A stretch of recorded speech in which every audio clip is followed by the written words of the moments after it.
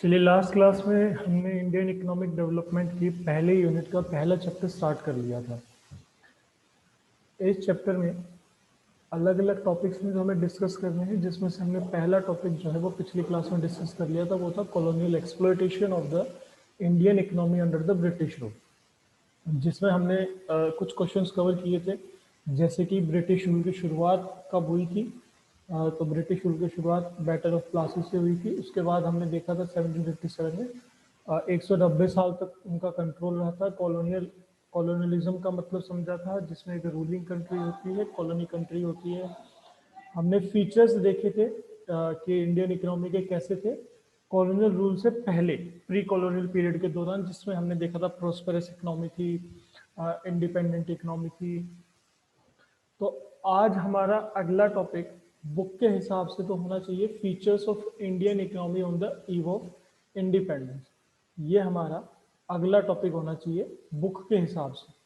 लेकिन हम ये टॉपिक करेंगे सबसे लास्ट में इस चैप्टर के, क्योंकि इसमें ओवरऑल फीचर्स बता रखे हैं। ओवरऑल फीचर्स बताने का मतलब ये है कि हम अब इस चैप्टर में ये देखेंगे, हमारी इकोनॉमी को हम अलग अलग हिस्सों में समझने की कोशिश करेंगे। जैसे कि पहले हम समझेंगे एग्रीकल्चर सेक्टर की स्थिति कैसी थी, फिर हम देखेंगे इंडस्ट्रियल सेक्टर की स्थिति कैसी थी, फिर फॉरेन ट्रेड कैसा था, demographic profile, occupational structure and infrastructure. यही अलग अलग चीज़ें हमें इसमें समझनी है, और यही अलग अलग जो चीज़ें इसमें समझ रही हैं, यही आपके नेक्स्ट चैप्टर्स भी हैं जो आप देखोगे। सेकंड चैप्टर, वो सेकंड चैप्टर आपका एग्रीकल्चर सेक्टर का ही है, थर्ड चैप्टर इंडस्ट्रियल सेक्टर का ही है। तो पहले ये अलग अलग चीज़ें पढ़ेंगे, जो हमने सारी चीज़ें पढ़ लेंगे तो ओवरऑल फीचर तो वैसे ही पता चल जाएगा। तो आज हम अपना पहला टॉपिक करेंगे, वो है agriculture sector on the eve of independence, कि एग्रीकल्चर सेक्टर की स्थिति कैसी थी।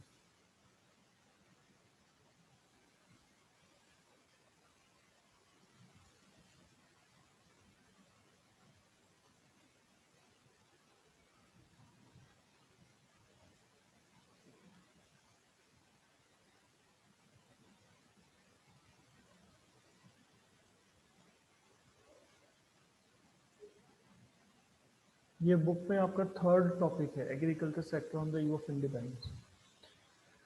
तो सबसे पहले तो अगर आपसे मान लीजिए क्वेश्चन पूछा जाता है कि एग्रीकल्चर सेक्टर की कैसी क्या कंडीशन थी, ये बताइए।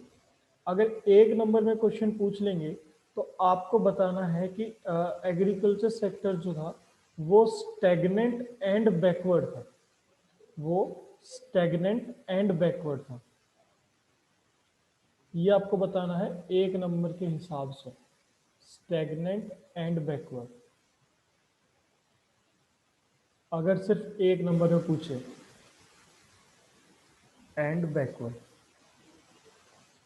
अगर क्वेश्चन बड़ा आ जाता है, बड़ा इन द सेंस 3 नंबर का, 4 नंबर का, या फिर 6 नंबर का क्वेश्चन आ जाता है, तो भी शुरुआत तो आप इसी एक लाइन से करोगे कि agriculture sector on the eve of independence वो स्टैग्नेंट एंड बैकवर्ड। ये लिख लो अपनी बुक में, जिनके पास बुक है, कि एग्रीकल्चर सेक्टर स्टैग्नेंट था और बैकवर्ड था। अब इसका एक बार मतलब समझ लो, स्टैग्नेंट और बैकवर्ड का क्या होता है। स्टैग्नेंट का मतलब होता है जो चीज रुकी हुई हो, जिसमें ना कोई भी मूवमेंट ना हो, या फिर ना के बराबर मूवमेंट हो। ठीक है, तो स्टैग्नेंट का मतलब नो और वेरी लिटिल चेंज, जिसमें या तो बिल्कुल भी चेंज ना हो रहा हो या मामूली सा चेंज हो रहा हो, ये होता है स्टैग्नेंट। नो और लिटिल चेंज। तो हमारी जो इकोनॉमी थी उसमें बेसिकली हम इकोनॉमी की मूवमेंट का मतलब यहाँ पे है ग्रोथ से। यहाँ जो मैंने लिखा है नो या लिटिल चेंज, कुछ भी चेंज नहीं हो रहा था। चेंज किस चीज में? चेंज जीडीपी में। तो जीडीपी में जो ग्रोथ हो रही थी, चाहे वो जीडीपी की बात करें चाहे पर कैपिटा इनकम की बात करें, वो ना के बराबर थी। यानी कि ग्रोथ तो हो रही थी, ऐसा तो नहीं है कि भाई जीडीपी ग्रोथ हो ही नहीं रही थी, लेकिन वो ना के बराबर थी। वही अगर हम कॉलोनियल पीरियड की बात करें, यानी कि अंग्रेजों के राज जब हुआ उससे पहले की बात करें, प्री कॉलोनियल पीरियड की बात करें, तो हमने सबसे पहला फीचर क्या देखा था कि प्रोस्पेरस इकोनॉमी थी। प्रोस्पेरस का अपोजिट होता है आपका stagnant and backward, prosperous and vibrant का। तो हमारी जो पहला पॉइंट तो यही होगा कि स्टैग्नेंट थी और बैकवर्ड थी। अब जो इसमें पॉइंट्स दे रखे हैं ना आपके बुक में, यहाँ पे ये पॉइंट्स ये बता रखे हैं कि स्टैग्नेंट और बैकवर्ड होने के पीछे रीजंस क्या क्या थे।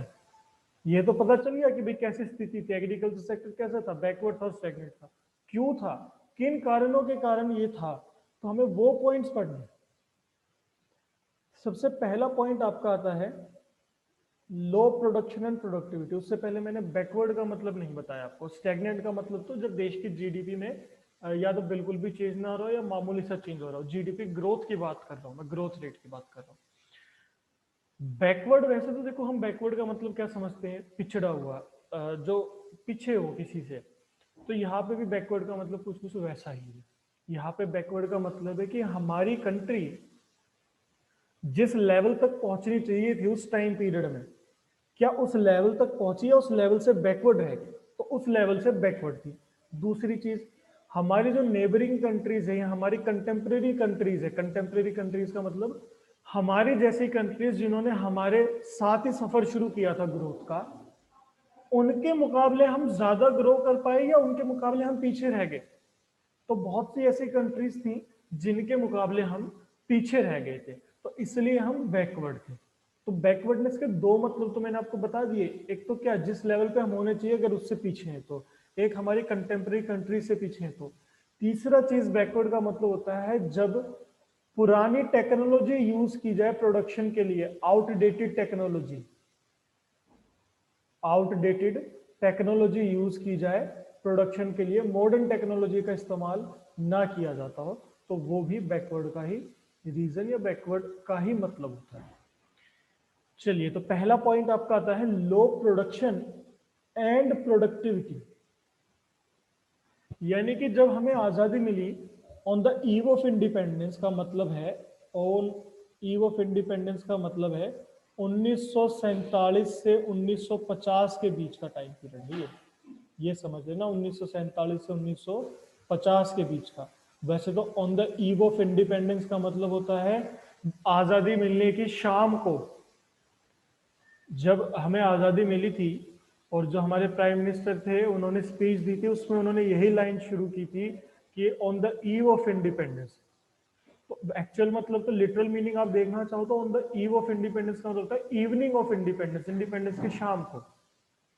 लेकिन हम वैसे यहाँ पे देखना चाहे तो यहाँ पे ईव का मतलब है 1947, 1947 जब आजादी मिली, और 1950 तक, क्योंकि 1950 के बाद एक बड़ा चेंज आया था, वो हम पढ़ेंगे आगे के चैप्टर में। तो इन 2.5-3 साल के बीच में हमारे देश की स्थिति कैसी थी हम वो पढ़ रहे हैं। तो हमारे देश में प्रोडक्शन और प्रोडक्टिविटी दोनों ही बहुत कम थे। तो दोनों कम तो थे, कैसे कम थे ये भी देखेंगे, क्या कारण थे ये भी देखेंगे। लेकिन उससे पहले क्वेश्चन एक यही पूछ लेता है एग्जामिनर कि प्रोडक्शन और प्रोडक्टिविटी के बीच में क्या डिफरेंस होता है, या प्रोडक्टिविटी का मतलब बताओ क्या होता है। तो ये समझो आप, देखो मान लो देश में 3 जमीन के टुकड़े हैं, ठीक है, ये 3 जमीन के टुकड़े हैं देश में, बस यही 3 जमीन के टुकड़े हैं। अब इन तीनों में अलग अलग प्रोडक्शन होती है। जैसे मान लीजिए इस जमीन में हमने 10 किलो गेहूं की उपज की, इसमें भी 10 किलो गेहूं की उपज की, इसमें भी 10 किलो गेहूं का प्रोडक्शन किया। प्रोडक्शन का तो मतलब होता है टोटल प्रोडक्शन कितना है देश में, जितने भी रिसोर्सेज है उनका इस्तेमाल कर कर। तो अगर आपसे पूछे भाई यहाँ पे टोटल प्रोडक्शन कितना है, टोटल प्रोडक्शन 30 है, 30 केजी, तो प्रोडक्शन तो क्या हो गया, प्रोडक्शन का मतलब हो गया टोटल आउटपुट या टोटल प्रोडक्शन, देश में कितना टोटल प्रोडक्शन हो रहा है। प्रोडक्टिविटी का मतलब होता है कि रिसोर्स के किसी एक यूनिट की मदद से कितना प्रोडक्शन किया है, रिसोर्स के किसी एक यूनिट की मदद से। अब क्योंकि यहाँ पे हम एग्रीकल्चर सेक्टर की बात कर रहे हैं, और एग्रीकल्चर सेक्टर के लिए सबसे इंपॉर्टेंट रिसोर्स होता है जमीन। और जमीन की एक यूनिट क्या हो, देखो अलग अलग जगह अलग अलग यूनिट मेजर की जाती है। वही कई जगह हम बोलते हैं एक किला, कई जगह हेक्टेयर में बात की जाती है। तो एक कॉमन यूनिट होती है, या एकड़ की बात करते हैं हम, एक कॉमन यूनिट होती है हेक्टेयर ऑफ लैंड। यानी कि एक हेक्टेयर ऑफ लैंड में कितना प्रोडक्शन हो रहा है वो कहलाती है प्रोडक्टिविटी। अब मान लीजिए ये तीनों जमीन एक एक हेक्टेयर की थी, मुझसे ये पूछा प्रोडक्शन कितना है, मैंने बता दिया 30 केजी का। मुझसे ये पूछे प्रोडक्टिविटी कितनी है, तो प्रोडक्टिविटी मतलब मैं एवरेज निकालूंगा। देखो अब ये कंफ्यूज मत हो ना कि सर ये भी एक हेक्टेयर है, ये भी एक हेक्टेयर है, ये भी एक हेक्टेयर है, तो तीनों में से कौन से हेक्टेयर का बताइए। यहाँ तो चलो तीनों में सेम था, मान लीजिए अलग अलग हो। अलग अलग कैसे, इसको हटाओ, मान लो यहाँ केवल 5 यूनिट का ही प्रोडक्शन हुआ, इसको हटाओ, मान लो यहाँ 15 यूनिट का ही प्रोडक्शन हुआ, टोटल तो 30 ही है। अब बात करें प्रोडक्टिविटी कितनी है, तो आप बता सकते हो सर प्रोडक्टिविटी तो 10 भी हो सकती है, 5 भी हो सकती है, इनफैक्ट 15 भी हो सकती है। लेकिन प्रोडक्टिविटी का मतलब होता है एवरेज, तो हम इसकी एवरेज निकालेंगे कि 30 divide by 3 hectare of land, तो हमारी प्रोडक्टिविटी आ गई 10। तो ये कहा है कि उस टाइम पे टोटल प्रोडक्शन तो कम थी ही थी, प्रोडक्टिविटी भी कम थी। देखो इसके पीछे में क्या सिग्निफिकेंस है, प्रोडक्शन और प्रोडक्टिविटी निकालने के पीछे क्या मतलब है, सीधा यही क्यों नहीं कह देते प्रोडक्शन कम है। तो सिंपल सी बात है, जब प्रोडक्टिविटी कम होगी तो प्रोडक्शन तो कम होगी। जैसे कि भाई आपके अलग अलग सब्जेक्ट है, अकाउंट्स है, बिजनेस है, इकोनॉमिक्स है। अब अलग अलग सब्जेक्ट्स तो हो गए आपकी प्रोडक्टिविटी, अलग अलग सब्जेक्ट के मार्क्स, टोटल मार्क्स आपके हो गए प्रोडक्शन। अब कोई ये कह दे कि भाई इनके तो ना हर सब्जेक्ट में नंबर कम आए, यानी कि प्रोडक्टिविटी कम है, तो ऑब्वियस सी बात है टोटल मार्क्स तो कम हो गए ही होंगे। तो फिर ये अलग अलग पढ़ने की क्या जरूरत है, अलग अलग पढ़ने की जरूरत ये है कि ये जो प्रोडक्टिविटी होती है, प्रोडक्टिविटी ये एफिशिएंसी को शो करती है। किस चीज को शो करती है, एफिशिएंसी को शो करती है। आप लिख लो पूरा एफिशिएंसी, मैं लिखूंगा तो टाइम ज्यादा लगता है, मैं बस इतना लिख के छोड़ रहा हूँ। ये एफिशिएंसी को शो करती है। एफिशिएंसी का मतलब होता है काम करने में हमारी स्किल्स कितनी है, हम कितने इनपुट लगा के कितना आउटपुट तैयार करते हैं, रिसोर्सेज का कैसे यूज करते हैं, क्या हम रिसोर्सेज का यूज अच्छे तरीके से कर पा रहे हैं या नहीं कर पा रहे। अब यही एग्जांपल मैं कंटिन्यू करके चलूं तो देखो जमीन उतनी इसके पास, मान लो ये कोई ए व्यक्ति है, ये कोई बी व्यक्ति है, ये कोई सी व्यक्ति है, तीनों के पास जमीन तो उतनी थी, लेकिन प्रोडक्शन किसने सबसे ज्यादा कर दिया, सी ने सबसे ज्यादा कर दिया। तो इसका मतलब टोटल कैपेसिटी तो 15 केजी तैयार करने की थी, लेकिन 15 केजी तैयार कर कौन पाए, सिर्फ और सिर्फ सी तैयार कर पाए। इसका मतलब हमारे देश की प्रोडक्टिविटी कैसी है, कम है। ए और बी उतने अच्छे से काम नहीं कर रहे, वो रिसोर्सेज को वेस्ट कर रहे हैं, रिसोर्सेज का फुल यूटिलाइजेशन नहीं कर पा रहे। तो ये रीजन होता है प्रोडक्शन और प्रोडक्टिविटी के को पढ़ने के पीछे। आपसे क्वेश्चन में नहीं पूछेंगे कि क्यों पढ़ा जाता है प्रोडक्टिविटी प्रोडक्शन को, लेकिन मैंने आपको बताया इसलिए है ताकि आपको समझ में आ जाए। अब देखो हमें कैसे पता चलता है कि प्रोडक्शन और प्रोडक्टिविटी दोनों ही कम थे, तो वो आपका ना ये डाटा गिवन है। देखो ये डाटा शो करता है प्रोडक्टिविटी को, ये डाटा शो करता है प्रोडक्शन को। डाटा है आपका एक तो 1947 का, यानी कि on the eve of independence का, एक है 2018-19 का, 2018-19 का। वीट की प्रोडक्टिविटी 660 केजी पर हेक्टेयर थी, यानी कि एक जमीन के टुकड़े में 660 केजी का प्रोडक्शन होता था, वही राइस 665 होता था। लेकिन 2018-19 में देखो कितना चेंज आ गया, लगभग 5 गुना चेंज आ गया। इसका मतलब 1947 में हमारी प्रोडक्टिविटी कैसी थी, बहुत कम थी। प्रोडक्शन देख लो, प्रोडक्शन 64 थी और 220 थी, अब ये बढ़ के 1991 और 1156 हो गए। इसमें भी बहुत ज्यादा चेंज देखने को मिला है।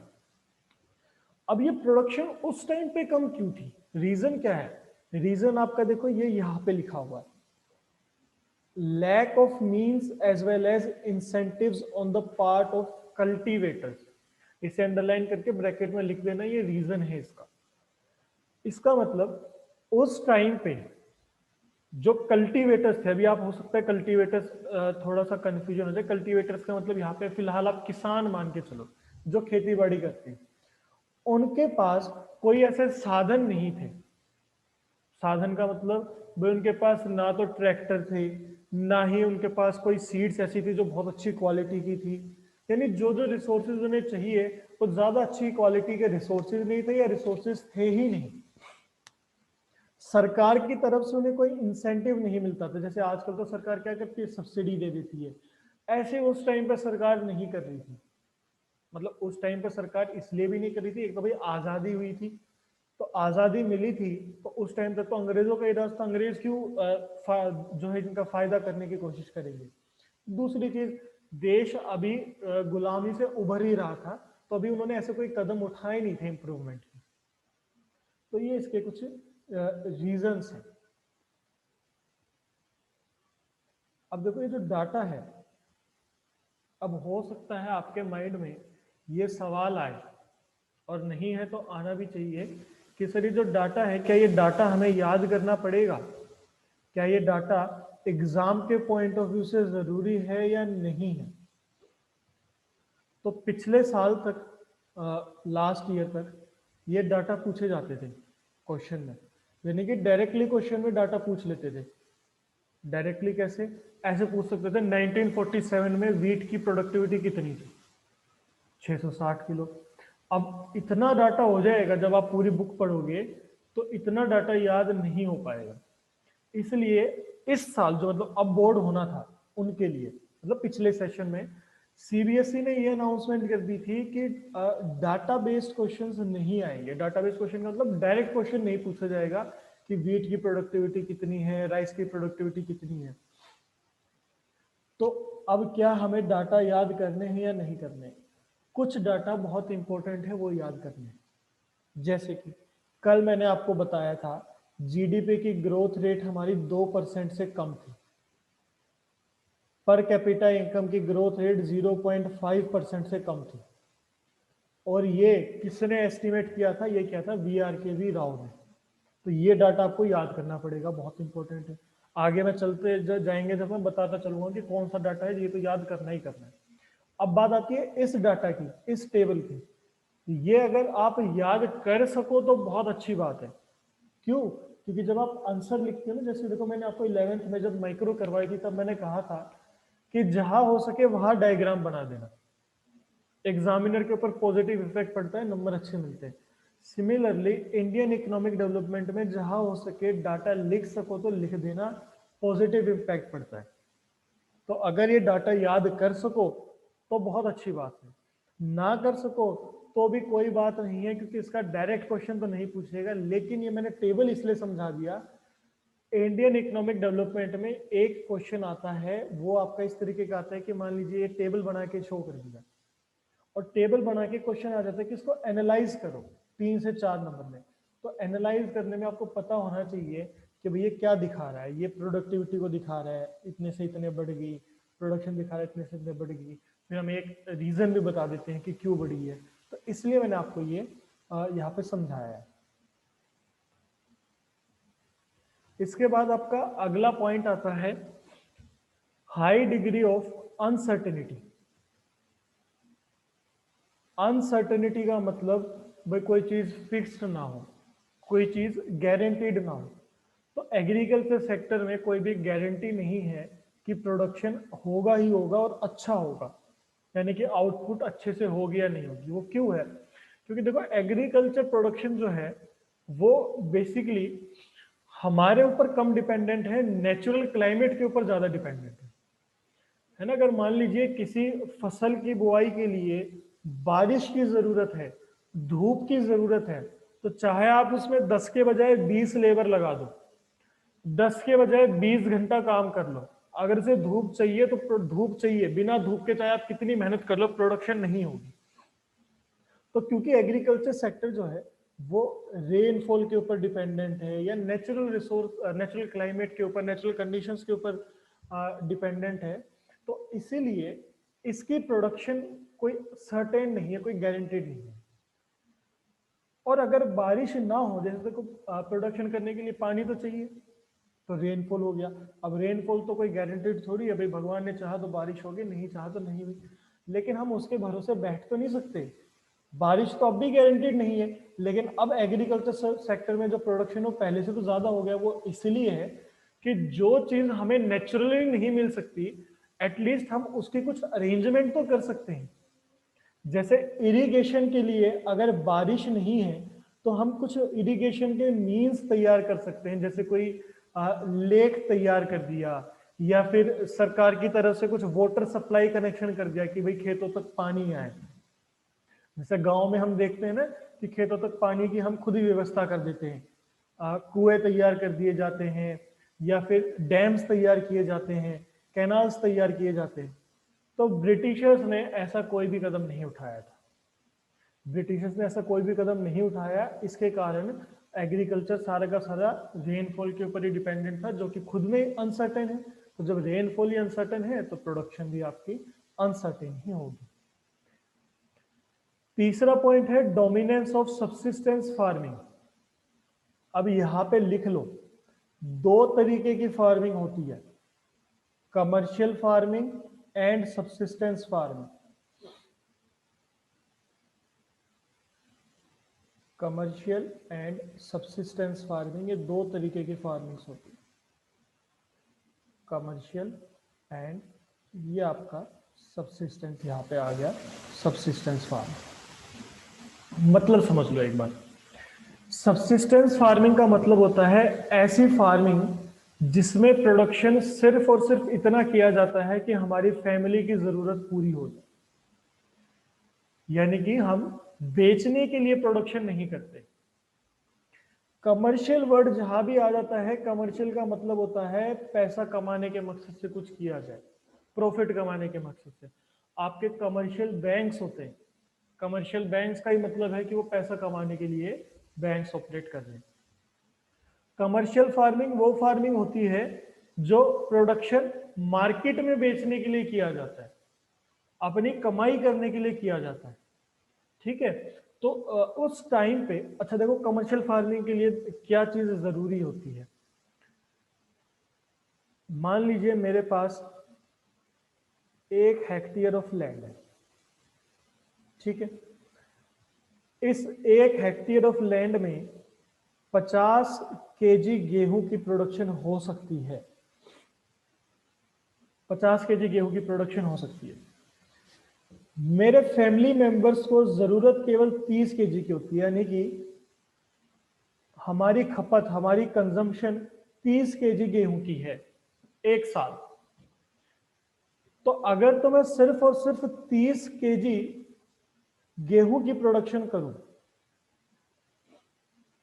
अब देखो 30 केजी गेहूं की प्रोडक्शन करने का मतलब यह है कि मैंने पूरी जमीन का इस्तेमाल नहीं किया, तो मैंने रिसोर्स का फुल यूटिलाइजेशन नहीं किया, मैंने इनएफिशिएंट यूटिलाइजेशन किया। तो मैं सिर्फ इतनी ही उपज करूं जिससे मेरी फैमिली की नीड्स फुलफिल हो जाए, मेरा जीवन गुजर हो जाए, बस। तो वो कहलाती है सब्सिस्टेंस फार्मिंग। लेकिन मैं अगर ये कहूं कि चलो 30 केजी अपनी तो खपत कर ही लेंगे, साथ के साथ भाई जमीन है, प्रोडक्शन करना ही है, तो एक्स्ट्रा 20 केजी और कर लेता हूं मैं। तो ये जो 30 केजी है, ये तो कहलाता है सब्सिस्टेंस आउटपुट। इसको कहते हैं सब्सिस्टेंस आउटपुट, मतलब वो आउटपुट जो हमारे सब्सिस्टेंस के लिए, सब्सिस्टेंस आउटपुट कहा जाता है। सब्सिस्टेंस आउटपुट के बाद जितनी भी खेती बचती है या जितनी भी आउटपुट बचती है, यानी कि खुद की जरूरत पूरी करने के बाद जितनी भी बचती है, उसे कहा जाता है सरप्लस आउटपुट। सरप्लस का मतलब एक्स्ट्रा, इसे कहा जाता है सरप्लस आउटपुट। इस सरप्लस आउटपुट को ही मार्केटेबल आउटपुट भी कहा जाता है। क्या? Marketable output. मार्केट लिख के उसका आगे एबल लिख लेना, मार्केटेबल आउटपुट। मार्केटेबल आउटपुट का मतलब वो आउटपुट का वो हिस्सा जो बिकने लायक है। तो कमर्शियल फार्मिंग के लिए भी पहले तो सब्सिस्टेंस ही जरूरी है, यानी खुद की जरूरत पूरी होने के बाद फिर बाद में जो सरप्लस बचता है उसे बेचा जाता है। अब सब्सिस्टेंस फार्मिंग की डोमिनेंस थी उस टाइम पे, यानी उस टाइम पे जो किसान थे वो खेती बाड़ी कमर्शियल पर्पस के लिए नहीं करते थे, वो सिर्फ और सिर्फ अपनी जरूरत को पूरा करने के लिए ही खेती बाड़ी करते थे। क्यों? उसके दो तीन रीजंस हैं।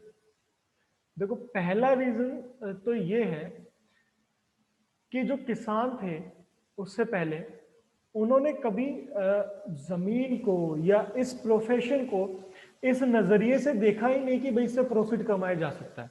आप सुनते होंगे ना कि पुराने जमाने में जमीन को तो पूजा जाता था, भाई भगवान का दर्जा दिया जाता था। तो उनकी ये सोच ही नहीं थी कि हम ऐसी चीज से पैसा कमाए, मुनाफा कमाए। तो एक तो उनकी थिंकिंग जो थी वो थोड़ी सी आउटडेटेड थी। दूसरी चीज, जो लोग ये चाहते भी थे कि भाई हम पैसा कमाएं, उनका मकसद था, तो उनके पास ऐसी कोई चीजें, ऐसे कोई रिसोर्सेज नहीं थे, ऐसी कोई मीन्स ऑफ कल्टीवेशन फार्मिंग नहीं थी, कोई इंसेंटिव सरकार से नहीं मिल रहे थे जिसके कारण उनकी प्रोडक्शन बहुत ज्यादा हो। तो उस टाइम पे तो ये था कि अगर मान लीजिए मैं चाहता तो हूँ 50 kg की उपज करना, लेकिन मैं कितनी कोशिश कर लूँ 25-30 kg से ज्यादा प्रोडक्शन हो ही नहीं रहा था। तो उस टाइम पे दो समस्या थी जिसके कारण सब्सिस्टेंस फार्मिंग पे जोर था। एक तो क्या कि सरप्लस बचता ही नहीं था बिकने के लिए। और देखो, मैंने ये यहाँ पे मैंने आपको बताया है कि सब्सिस्टेंस के बाद जो सरप्लस बचता है वही तो बिकेगा। भाई पहले तो आप अपना पेट भरोगे तभी तो बेचोगे। तो सरप्लस ही नहीं बचता था। क्यों? प्रोडक्शन ही बहुत कम होती थी। दूसरी चीज, जो किसान थे उनमें कमर्शियल आउटलुक की कमी थी। कमर्शियल आउटलुक का मतलब है उनकी सोच नहीं थी पैसा कमाने की, सोच नहीं थी मुनाफा कमाने की। कमर्शियल का मतलब प्रॉफिट कमाना है। उनकी थिंकिंग ये थी कि बस हम इतनी खेती बाड़ी करें कि भाई हमारी सेल्फ लिविंग होती है। अब इसका नुकसान क्या हुआ? इसका नुकसान ये हुआ कि जब रिसोर्सेज का अच्छे से यूज नहीं हो पाया, जितनी प्रोडक्शन होनी थी उतनी प्रोडक्शन नहीं हो पाई, तो इसका मतलब क्या हो गया? जीडीपी कम होगी। और जब जीडीपी कम होगी तो बैकवर्डनेस आ गई। और बैकवर्डनेस आने के कारण ना मुनाफा कमा पा रहे थे, भाई सिर्फ और सिर्फ अपनी खपत ही तो कर रहे थे, अपना कंजम्पशन कर रहे थे, बेच तो कुछ रहे थे नहीं थे। नहीं बेचेंगे तो पैसा कहां से आएगा? पैसा नहीं आएगा तो गरीबी, अपनी जरूरत पूरी नहीं कर पाएंगे। चलो भाई, खुद तो गेहूं बो दिए, गेहूं की कंजम्पशन कर ली, लेकिन सिर्फ और सिर्फ गेहूं की कंजम्पशन थोड़ी होती है, गेहूं के अलावा और भी तो चीजों की कंजम्पशन करनी पड़ती है। उनके लिए तो पैसा चाहिए। अगर वो जरूरत पूरी नहीं हो पाई तो उसी को तो पॉवर्टी कहते हैं। पॉवर्टी क्या होती है? एक ऐसी स्थिति जब आप अपनी बेसिक नीड्स को फुलफिल ना कर पाओ। तो इसका असर ये पड़ा कि इससे बैकवर्डनेस और पॉवर्टी ज्यादा बढ़ गई। अब ये मैं लास्ट में इसलिए बताया है ये पॉइंट, अगर मैं स्किप भी कर देता तो भी कोई बात नहीं थी, लेकिन एक नंबर के क्वेश्चन में अगर पूछ लें कि सब्सिस्टेंस फार्मिंग का क्या इंपैक्ट पड़े, तो बैकवर्डनेस थी और पॉवर्टी ज्यादा बढ़ गई थी, इसके ये इंपैक्ट पड़े थे। ठीक है, ये बुक जितनी आसान लग रही है उतनी आसान है नहीं, ये बात मैं पहले बता के चल रहा हूँ। सबसे ज्यादा नंबर इसी बुक से कटेंगे आपके। अभी आपको बेशक जब मैं पढ़ा रहा हूं तो आपको ये लग रहा होगा कि ये तो आसान है, याद करने की चीजें हम बाद में याद कर लेंगे साथ के साथ। सबसे ज्यादा नंबर इसी में कटेंगे, सबसे ज्यादा प्रॉब्लम इसी में फेस करोगे। मैक्रो में कोई समस्या नहीं आएगी। मैक्रो 40 नंबर की है, 40 में से 40 भी आ जाते हैं और आएंगे, मिनिमम से मिनिमम 35 तक तो आएंगे ही आएंगे। नंबर कटेंगे आपके इसमें, तो इसको ध्यान से सुनते चलना। और जो जो मैं चीजें बता रहा हूँ, जैसे जो टेक्निकल वर्ड्स बता रहा हूँ, मार्केटेबल आउटपुट, सरप्लस आउटपुट, ये लिखते रहना, ये आगे काम आएंगी। और जो अभी नहीं लिख रहे या मिस कर रहे, ये बाद में पछताएंगे। चलिए अगला पॉइंट, फोर्थ पॉइंट है। फोर्थ पॉइंट मैं बाद में कराऊंगा सिक्स पॉइंट समझाने के बाद। जब सिक्स पॉइंट समझ जाओगे तो फोर्थ पॉइंट आप अपने आप ही समझ जाओगे। अभी मैं फिफ्थ पॉइंट करवाऊंगा और इसके बाद एक सेवेंथ पॉइंट करवाऊंगा। ये फोर्थ और सिक्स पॉइंट अगली क्लास में डिस्कस करेंगे। फिफ्थ पॉइंट है small and fragmented holdings. Holdings यहाँ पे लैंड होल्डिंग्स की बात की जा रही है, बेटे लिख लेना, लैंड होल्डिंग।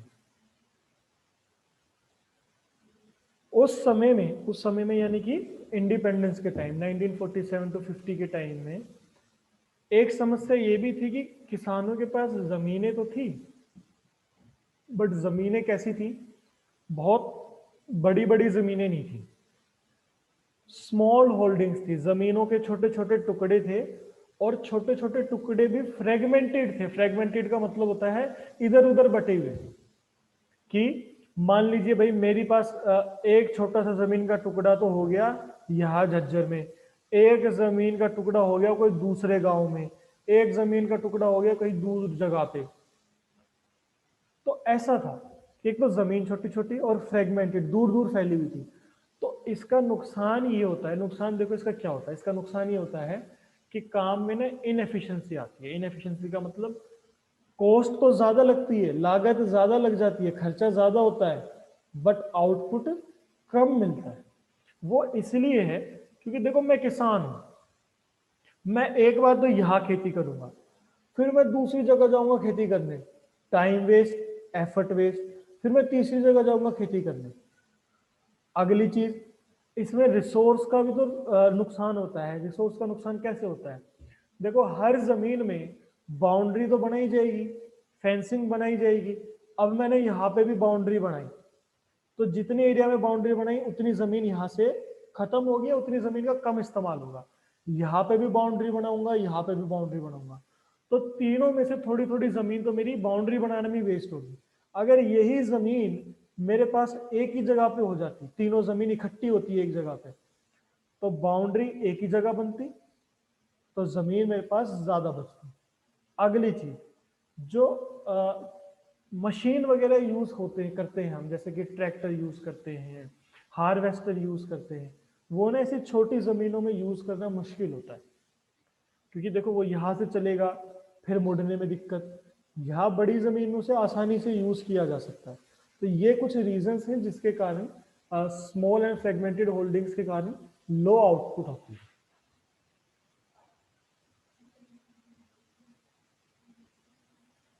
इसके बाद एक लास्ट पॉइंट देख लो आज की क्लास का, वो है फोर्स्ड कमर्शियलाइजेशन ऑफ एग्रीकल्चर। चलिए इसमें थोड़ा सा टाइम लगेगा और समय 2 ही मिनट का रहता है, तो इसे अब हम नेक्स्ट क्लास में डिस्कस करेंगे। आज की क्लास में यही 4-5 पॉइंट्स जो डिस्कस किए हैं, आज की क्लास के लिए इतना ही है।